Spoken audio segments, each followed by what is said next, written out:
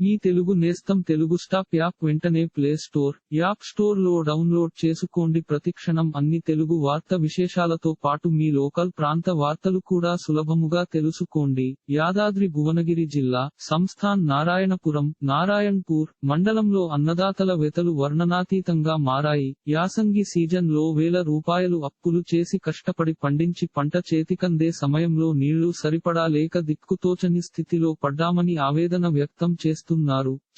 చివరి దశలో ఏమీ చేయలేక ఇలా పశువులకు మేతగా మారాయని నీళ్ల శ్రీశైలం అనే రైతు కన్నీళ్లు పెట్టుకున్నారు. కొందరు పశువుల కాపరులకు ఎంతో కొంతకు పంట పొలాలు అమ్ముకుంటుండగా, మరికొందరు సొంత పశువులకు ఆహారంగా చేసుకుంటున్నారని వాపోయారు. వర్షాలు సరిగా లేక, మండుతున్న ఎండలతో భూగర్భజలాలు అడుగంటి బోర్లు, బావులు ఎండిపోయి అన్నదాతకు శాపంగా మారిందని, పంట నష్టపోతున్న రైతులను ఫార్మర్స్ ప్రభుత్వం ఆదుకోవాలని వేడుకున్నారు. ఇలాంటి మరిన్ని తెలుగు రైతు వార్త విశేషాలు కోసం ఛానల్ కి సబ్స్క్రైబ్ చేసి గంట నొక్కడం మర్చిపోకండి.